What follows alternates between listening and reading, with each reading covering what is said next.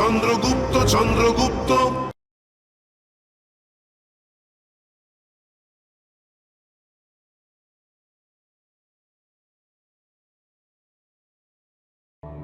আমার সন্তান, আমার পুত্র চন্দ্রগুপ্ত, আমার পুত্র।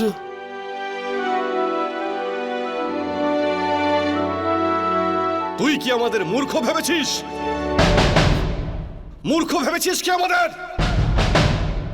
আমি তোকে ছাদের উপর থেকে বাড়ির ভিতরে ঢুকতে দেখেছি। বেরো বাইরে! যদি আমার 3 গোনা অবধি তুই বাড়ির বাইরে বেরিয়ে না আসিস, তাহলে আমি এই দরজা ভেঙে ফেলবো। 1 2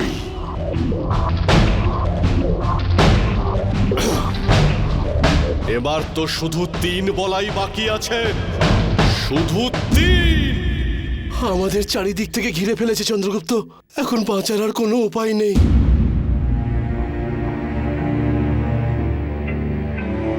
বেশিরভাগ যুদ্ধেই সেনানায়ক নিজের শ্রেষ্ঠ যোদ্ধা, বিপুল সেনাবাহিনী আর নিজের ভাগ্যের সাহায্যে শত্রুকে আক্রমণ করে। আজ পর্যন্ত জয়ের জন্য এই পথ বেছে নেওয়ারই প্রথা রয়েছে, কিন্তু আগামী সময়ের কথা ভেবে আমার বুদ্ধি আমাকে বারবার সংকেত দিচ্ছে যে এই নীতি যথেষ্ট উপযোগী হবে না। তাই ভবিষ্যতে আমাদের নতুন আর নিখুঁত যুদ্ধনীতি খুঁজে বের করতে হবে। যে কোনো পরিস্থিতিতে দেশকালের প্রয়োজন অনুযায়ী নিজের সৈন্যবাহিনীর সামর্থ্য আর আয়তন বুঝে অন্যভাবে শত্রুর সম্মুখীন হতে হবে। আপনার এই কথা তো আমি বুঝতে পেরেছি আচার্য, কিন্তু শত্রু যখন চারিদিক থেকে ঘিরে নেবে তখন কি করব?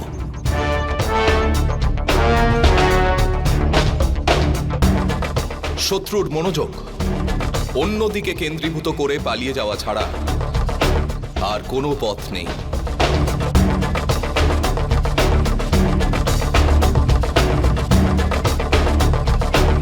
তুমি এক কাজ করো, আমি সৈনিকদের দৃষ্টি আমার দিকে ঘোরাচ্ছি। তুমি তোমার স্ত্রীকে নিয়ে ওই গাড়িতে বসে দিয়ে বেরিয়ে যাও। যাও তাড়াতাড়ি যাও চৈতন্য। আর আমার সন্তান?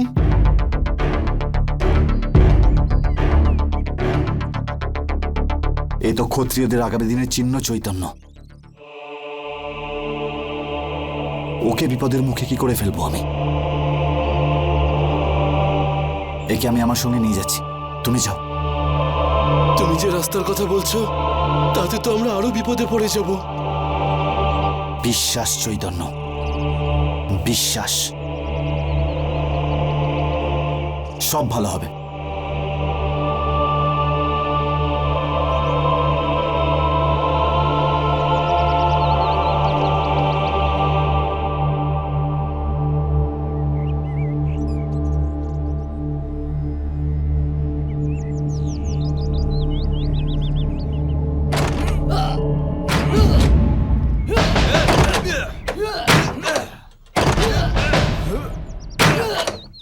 মূর্খ সৈন্যদল, দরজা ভাঙতে এতক্ষণ কেন লাগছে?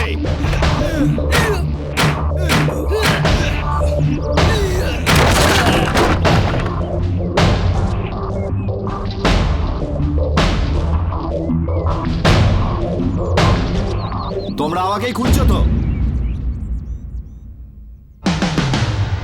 কে তুই? আমি সেই ক্ষত্রিয় যে আজ মরে যাওয়া ক্ষত্রিয়দের জায়গাতে এসেছে। যদি পারিস তো আমায় আটকে রাখা। আয় আয়, ধর আমাকে। সৈনিকরা ধরো ওকে! চলো ধরো ওকে, ওইদিকে গেছে।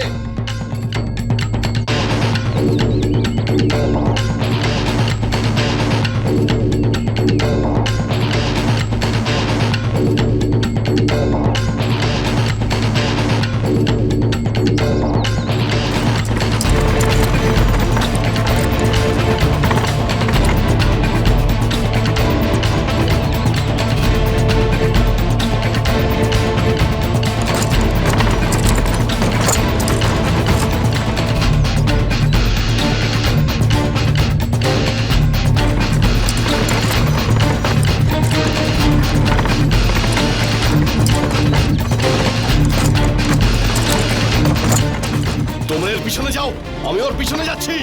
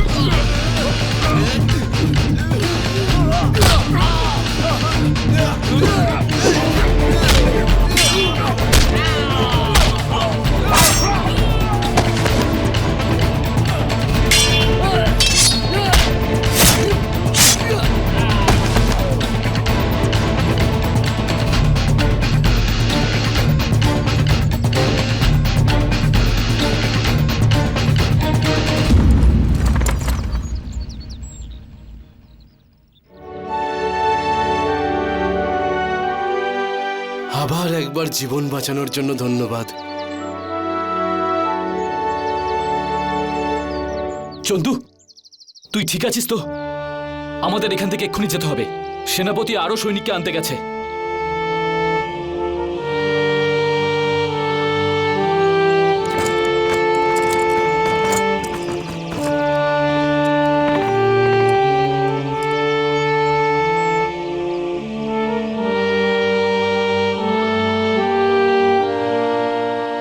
আচার্য, আপনি আর চন্দ্রগুপ্ত আমার জীবন বাঁচিয়েছেন, আমার স্ত্রীকে বাঁচিয়েছেন, আমার এই সদ্যজাত সন্তানকে বাঁচিয়েছেন।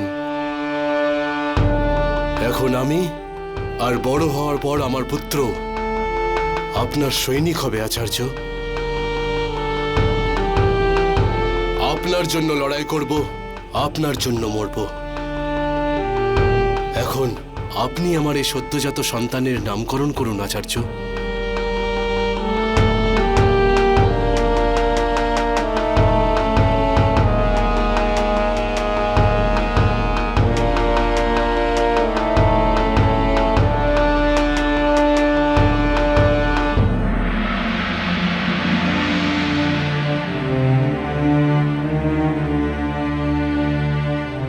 প্রতিটি নবজাতক শিশু এই পৃথিবীর জন্য নতুন অর্থ নিয়ে আসে। প্রতিটি শিশুই হলো পরিবর্তনের সম্ভাবনা।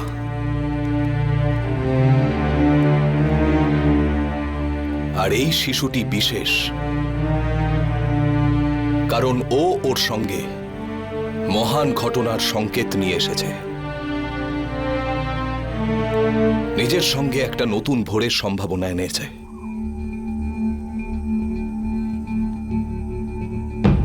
তাই আমরা ওকে উদয় বলে ডাকবো। উদয়।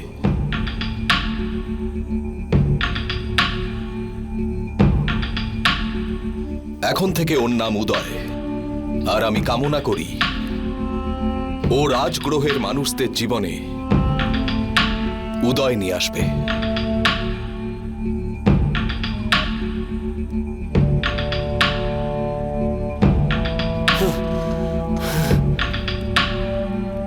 উদয়,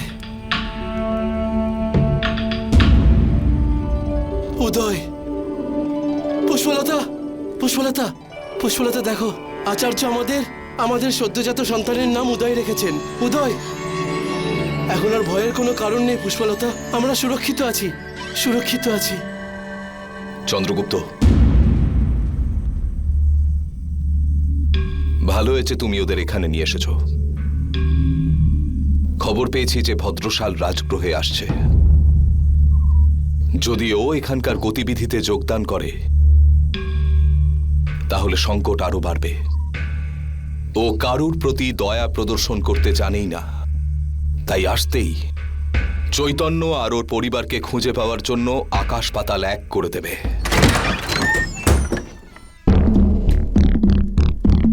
প্রণাম সামন্ত। আপনার এখানে আসা আমাদের কাছে সৌভাগ্য আর আনন্দের। কিন্তু আমার এখানে আসা একদমই সৌভাগ্যের নয় গজবাহু। আমি এখানে এর জন্যই এসেছি কারণ মহারাজ ধননন্দ আমাকে এখানে আসার জন্য বলেছেন। আমি এখানে এসেছি কারণ কলিঙ্গর বিরুদ্ধে প্রস্তুতি ঠিকঠাক ভাবে চলছে কিনা দেখার জন্য। এবার তুমি আমায় বলো, এখানে কি সবকিছু ঠিকঠাক চলছে, যাতে আমি নিশ্চিন্ত হতে পারি? আমার আরো অনেক গুরুত্বপূর্ণ কাজ আছে। ওই চাণক্য আর চন্দ্রগুপ্তকে খুঁজে এনে বন্দি করতে হবে। শ্রীমান, এমনিতে সবকিছু ভালোই চলছে, শুধু একটাই সমস্যা।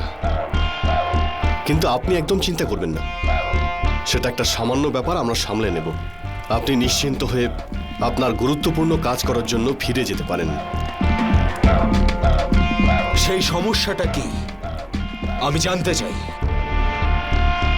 যতক্ষণ তুমি সবকিছু খুলে আমায় না বলবে, আমি ফিরে যাব না।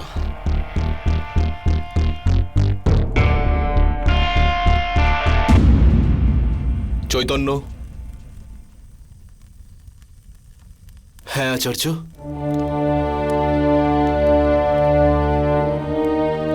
যতক্ষণ ব্যক্তির সঙ্গে তার স্ত্রী আর সন্তান থাকে, তার হৃদয়ে সর্বদা ভয় আর উৎকণ্ঠা বজায় থাকে, যে তার কাছের মানুষেরা বা তার প্রিয়জনদের কোনো ক্ষতি না হয়ে যায়। তাই তোমার প্রথম কাজ হলো এই যে তুমি এদের কোনো সুরক্ষিত স্থানে ছেড়ে এসো। এদের জন্য কোনো সুরক্ষিত স্থান তোমার জানা আছে কি? আমার শ্বশুর বাড়ি, ওটা রাজগৃহ থেকে 2 ঘন্টা দূরের এক স্থান, আর ওই স্থানের ব্যাপারে কেউ কিচ্ছু জানে না। ওরা ওখানেই সুরক্ষিত থাকবে। উত্তম, তাহলে এক্ষুনি ওদের ছেড়ে এসো। চন্দ্রগুপ্ত, তুমিও ওদের সঙ্গে যাও। ওদের সুরক্ষার কথা খেয়াল রেখো, আর তাড়াতাড়ি চৈতন্যর সঙ্গে ফিরে এসো। আমাদের পরবর্তী পর্যায়ে শুরু করতে হবে। রাজগ্রহের নাগরিকদের আমাদের নবগঠিত সেনাবাহিনীতে যোগদান করাতে হবে, কিন্তু ভদ্রশালের থেকে সাবধান থেকো। এখন আমাকে এখানে থাকতে হবে যতক্ষণ ওই পলাতককে আমি জব্দ করতে পারি, আর সেটা এমন ভাবেই করব যেটা দেখে কেউ এখান থেকে পালানোর চেষ্টা যাতে না করে। এমন উদাহরণ যেটা দেখার পর রাজগ্রহের সমস্ত মানুষ দ্বিতীয়বার এটা করার কথা না ভাবে। ওই পলাতকের আত্মীয় পরিজন আর বন্ধুদের ধরে আনো, বুঝলে?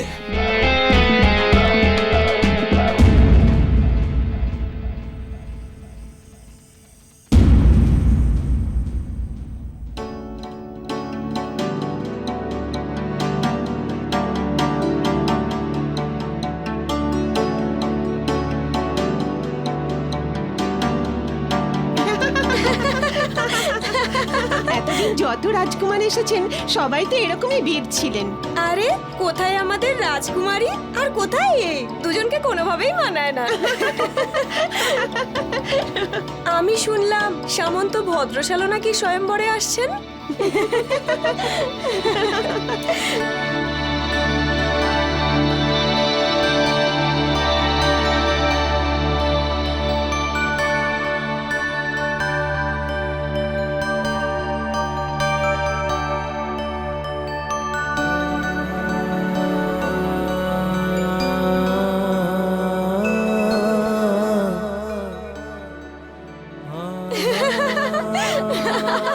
আরে আরে রাজকুমারী, রাজকুমারী কোথায় যাচ্ছেন আপনি?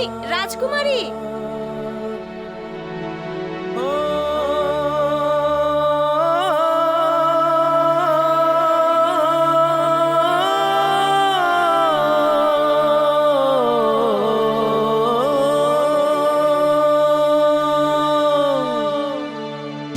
রাজকুমারী,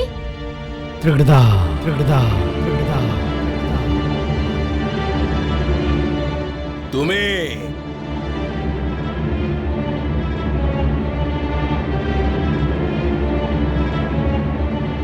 আমি তোমার থেকে কিছু জানতে চাই।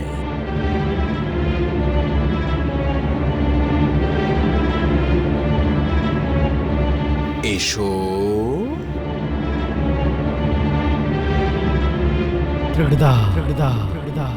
তোমরা দুজনে সত্যি সত্যি ভেবে নিয়েছিলে, হ্যাঁ? বিশ্বাসও করে নিয়েছিলে যে লুকিয়ে রাখবে সেই কথাটা আমার কাছে, হ্যাঁ? কোন কোন কথা মহারাজ? সেই যে প্রেমের কথাটা, আমার পুত্রীর প্রেমের কথাটা। হয়েছে না ওর কারোর সঙ্গে প্রেম? বলো, হয়েছে না ওর কারোর সঙ্গে প্রেম? বলো।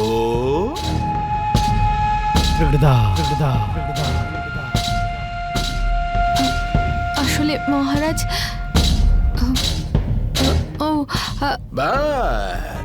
ব্যাস ব্যাস ব্যাস, এর বেশি তোমার আর কিচ্ছু বলার কোনো প্রয়োজন নেই। তোমার মুখ দেখেই সবকিছু বুঝে নিয়েছি আমি, আর তোমার দ্বিধার কারণটাও বুঝতে পেরেছি। রাজকুমারীর প্রিয় সখী হবার দায়িত্ব পালন করতে গিয়ে তুমি আমাকে সবকিছু কিভাবে বলতে পারো? ঠিক আছে, বলতে হবে না।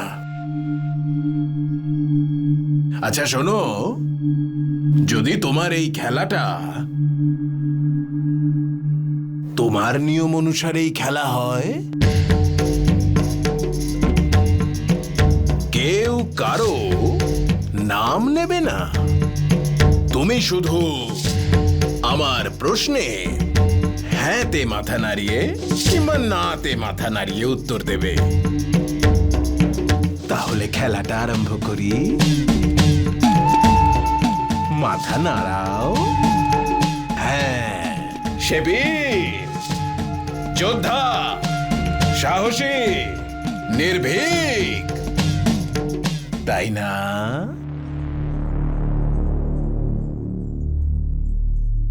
ও স্বয়ম্বরে উপস্থিত এই রাজকুমারদের মধ্যে নেই, ও তো এই রাজপ্রাসাদেই নেই, ও তো রাজগৃহে আছে, তাই না?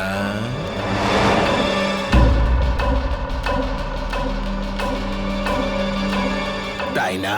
তাই না? ধা ধা ত্রিকট ধা ত্রিকট ধাই। হয়েছে না ওর? আমি জানতাম যে আমার অনুমান সত্য। আমার থেকে কেউ কিছু আড়াল করতে পারে না, কেউ না।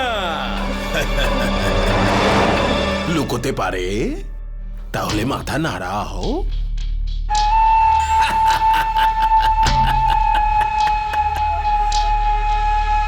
ধা তিরকিট ধা, ধা তিরকিট ধা, তিরকিট তিরকিট ধা, তিরকিট ধা, ধা তিরকিট ধা।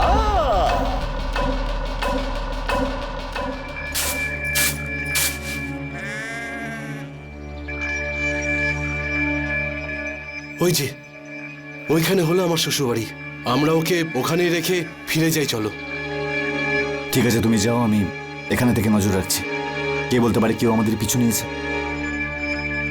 আমাদেরকে প্রচন্ড পরিমাণে সতর্ক থাকতে হবে।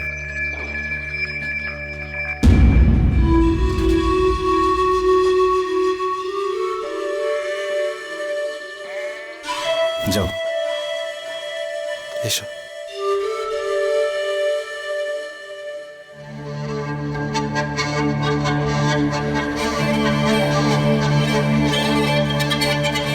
তুমি এত তাড়াতাড়ি ফিরে যাবে? সবে মাত্র তো এলাম এখানে। আমাকে তাড়াতাড়ি ফিরে গিয়ে ঋণ চোকাতে হবে তো। জীবন বাঁচিয়েছে ও, তোমাকে বাঁচিয়েছে, আমাদের সন্তানকে বাঁচিয়েছে। ঋণী হয়ে গেছি আমি চাণক্য আর চন্দ্রগুপ্তের। ঋণ তো শোধ করতেই হবে। এখন আমার পুরো জীবনটাই শুধু ওদের জন্য। কিন্তু হ্যাঁ, তুমি চিন্তা করো না, আমি খুব তাড়াতাড়ি তোমার কাছে ফিরে আসব।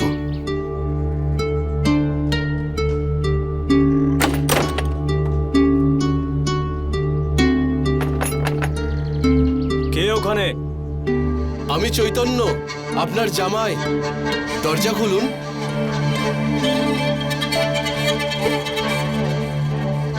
দরজা খুলুন।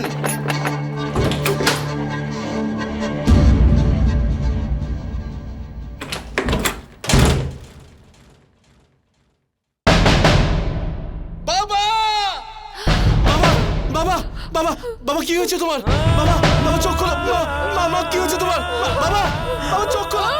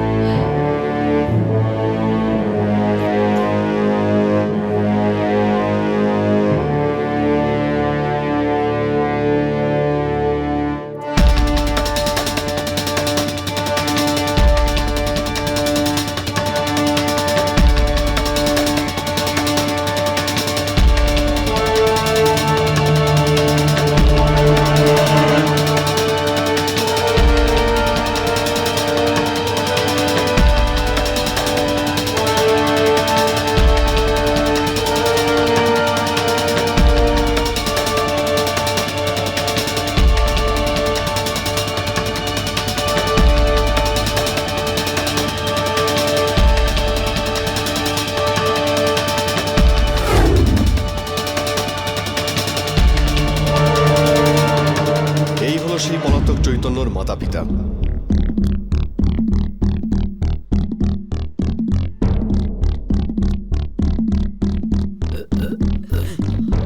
প্রভু, প্রভু এত নিষ্ঠুর হবেন না।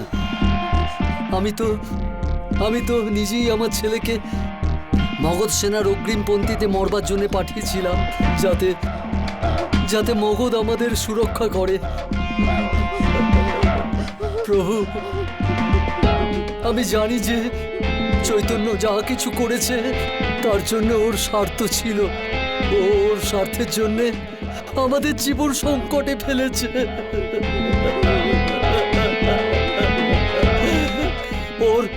ওর বোঝা উচিত ছিল যে মগধের সঙ্গে শত্রুতা করে আমরা রাজগৃহতে বেঁচে থাকতে পারবো না। প্রভু, সেই জন্য আমি আপনার সামনে ওর সন্ধান দিতে প্রস্তুত হয়েছি। আমাকে এবং আমার পরিবারকে জীবন দান করুন। এটা এই বিষয়ের উপরে নির্ভর করছে যে তোমার কথা আমাদের কতটা কাজে আসবে। বলো, কোথায় আছে ওই চৈতন্য? প্রভু, আমি আমার নিজের চোখে ওকে নিজের স্ত্রীর সঙ্গে পালাতে দেখেছি। এই পরিস্থিতিতে সুরক্ষার জন্য একটা জায়গায় লুকোতে পারে। বলো। তা হলো ওর শ্বশুর বাড়ি। ও এখান থেকে কিছু দূরে পাশের গ্রামে। প্রভু, আমাদের ছেড়ে দিন। আমাদের জীবন দান করুন।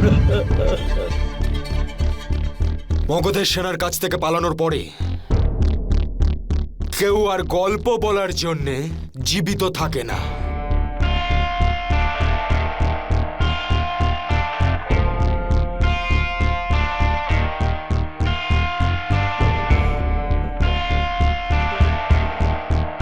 তাহলে এই সেই মেয়ে যার জন্য তুই মৃত্যুদ্বার থেকে পালিয়ে এলি।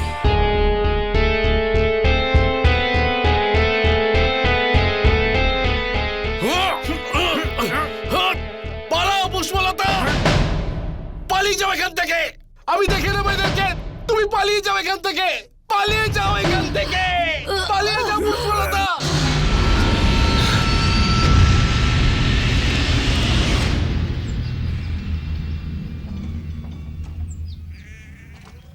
এতক্ষণ হয়ে গেল, চৈতন্য এখনো আসছে না কেন?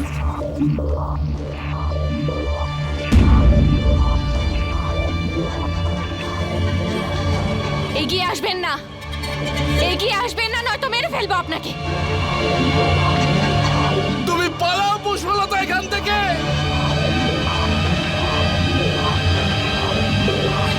আরে আরে, এত রাগ! চলো এই রাগকে এক্ষুনি শেষ করে দিই। পুষ্পলতা!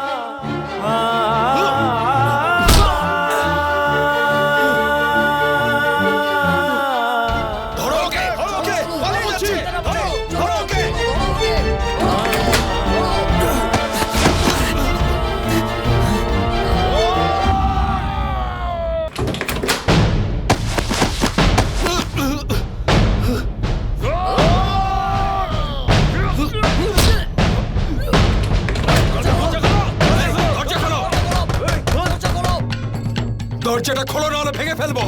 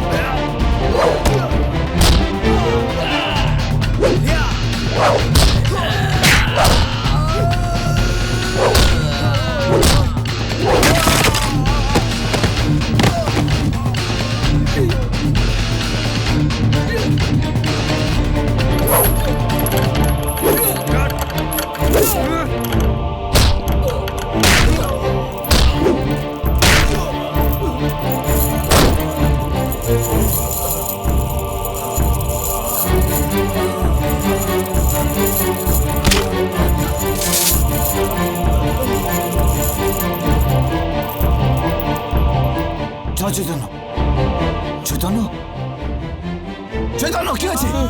চলো এখান থেকে। পুষ্পলতা! পুষ্পলতা! চৈতন্য, তোমাকে তোমার সন্তানের দিবি। চৈতন্য, চলো এখান থেকে।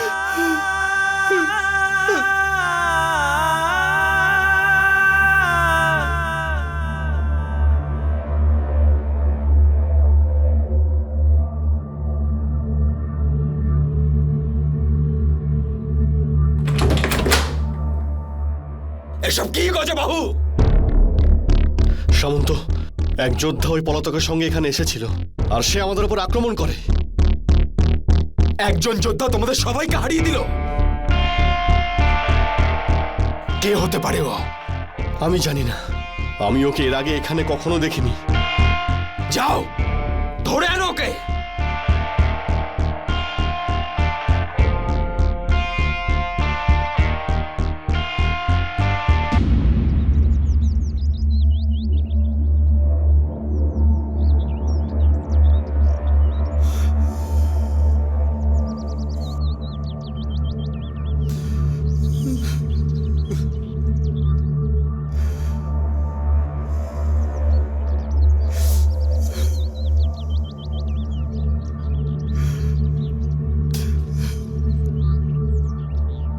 শান্ত হও চৈতন্য, মনকে আরো কঠিন করো। যার যাবার সে চলে গেছে, কিন্তু নিজের শেষ চিহ্ন ছেড়ে গেছে। তোমাকে এর জন্য সাহসী হতে হবে। তোমার স্ত্রীর মৃত্যু যেন ব্যর্থ না যায় চৈতন্য। ওর মৃত্যুর প্রতিশোধ তোমাকে নিতে হবে চৈতন্য।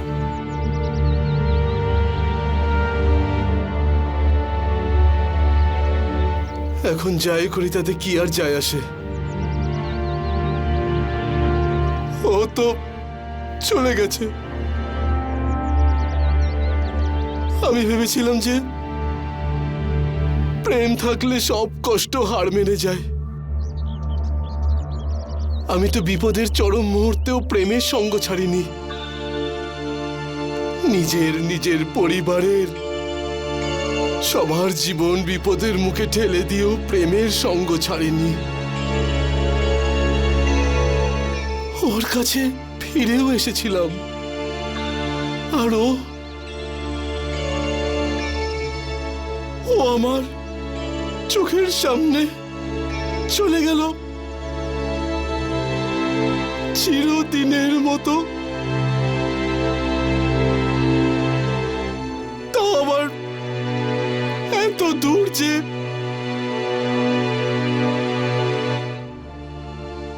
এবার আমি কি করব?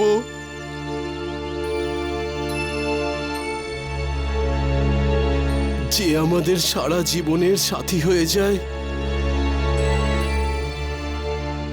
তার চলে যাবার পরে বেঁচে থাকা ভীষণ কঠিন হয়ে যায়।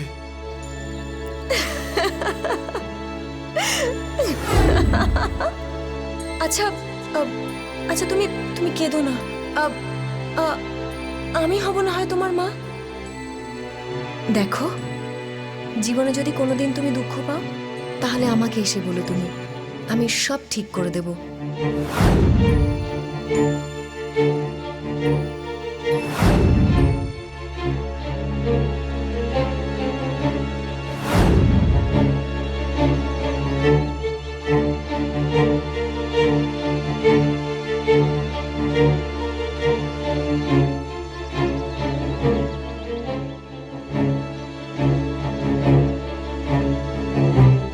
ভালোবাসা জীবনের সব থেকে বড় অনুভূতি চৈতন্য।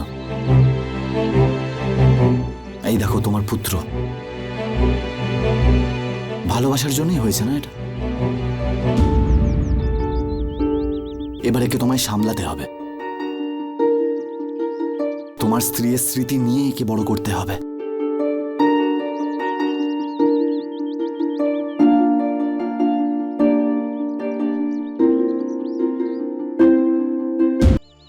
গ্রামের লোকেরা ঠিকই বলতো, যে একবার মৃত্যুর মুখে চলে যায় সে কখনো আর সেখান থেকে জীবিত ফিরে আসে না। আর যদি কেউ ফিরে আসার দুঃসাহস করেও নেয়, তাহলে সবার ওপর অভিশাপের কালো ছায়া পড়ে যায়। দেখো, আমি ফিরে এলাম, কিন্তু আমার পুরো পরিবার অভিশপ্ত হয়ে গেল। সবকিছু শেষ হয়ে গেল।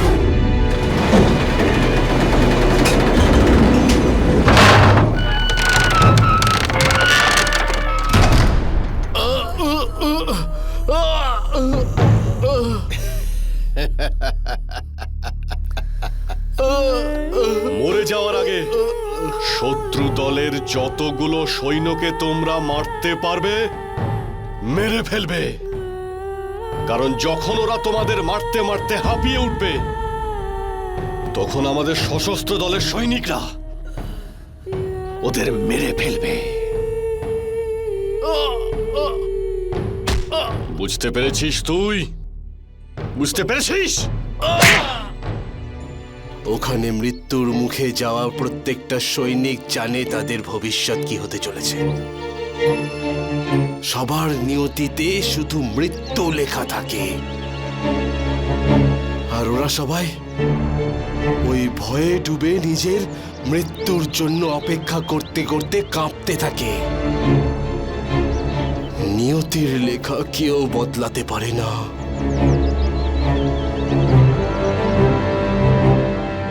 তোমার এই অন্ধবিশ্বাসকে আমি পরিবর্তন করব চৈতন্য। দেখাবো আমি তোমাকে যে না শুধু মৃত্যুদ্বারের ভেতরে যাওয়া সম্ভব, এমনকি সেটা জেতাও সম্ভব। শুধু একবার, একটা সুযোগ চাই। কে হতে পারে ওই যোদ্ধা? মনে হচ্ছে ও এখানকার ক্ষত্রিয়দের সাহায্য করার পরিকল্পনার সাথে রাজগৃহে এসেছিল। ও যেই হোক না কেন গজবাহু, নিজের উদ্দেশ্যে যেন সফল না হয়। কলিঙ্গর বিরুদ্ধে লড়াই করার জন্য রাজগৃহ থেকে আমাদের আরো কিছু সৈন্যের প্রয়োজন, যাতে আমরা ওদের উচিত শিক্ষা দিতে পারি। বয়স্ক, বাচ্চা সব চলবে, শুধু এগিয়ে এসে মরতে হবে। আমার নিজেদের সৈন্যদের সুরক্ষার জন্য, শত্রুর উপর ছুঁড়ে ফেলার জন্য মানব শরীর প্রয়োজন, যতটা বেশি সম্ভব।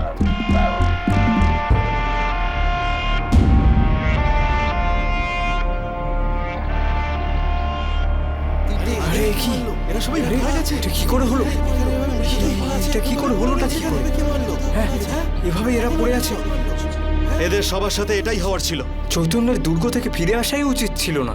ফিরে এসে দেখো পুরো পরিবারকে ধ্বংস করে দিয়েছে। শান্ত হও তোমরা, শান্ত হয়ে যাও। আমাদের যুদ্ধের জন্য আরো অনেক সৈনিকের দরকার হয়ে পড়েছে। কিন্তু এটা তো অন্যায়। আমরা কালকেই তো একদল বাচ্চাদের পাঠিয়েছিলাম।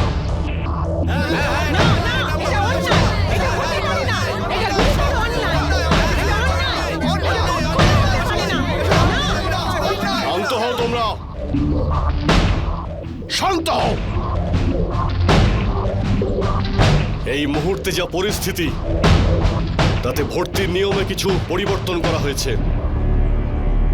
আমাদের সামন্ত ভদ্রশালের আদেশ অনুসারে আমাদের অগ্রিম পংক্তির আরো কিছু পদাতিক সেনা চাই। কিন্তু গ্রামে আর কজন সুঠাম যুবক বাকি রয়েছে? কোনো ব্যাপার নয়, আমাদের অগ্রিম পংক্তির জন্য আত্মবলিদান দেওয়া লোকই চাই, যে নিজের প্রাণ বিসর্জন দিতে পারে। যে কেউ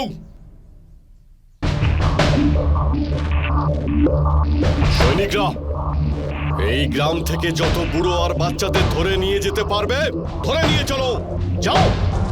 আরে কি বলছিস? না আমাদের নেবে না, না আমাদের নেবে না, আমাদের ছেড়ে দাও, ছেড়ে দাও, আমরা যাব না, আমাদের ছেড়ে পারো না, আমাদের ছেড়ে দাও, আমরা যাব না তোমাদের সঙ্গে, আমাদের ছেড়ে দাও, আমাদের ছেড়ে দাও, আমাদের সাথে করবে না, ওদের নিয়ে যেও না, আর এই মৃতদেহগুলোকে নিতে পারো না। রাজগৃহের সীমানার বাইরে ফেলে এসো।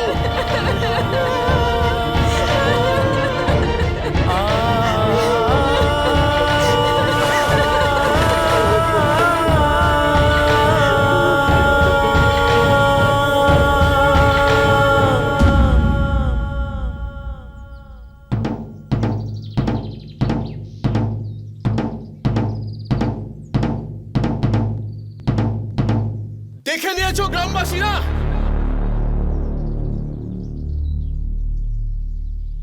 আরে কি পেলে মগধের প্রতি দেশভক্তির ফল হিসাবে? আজ মগধ আমাদের সবার মুখে, তোমাদের সবার মুখে কালি লেপে দিয়েছে,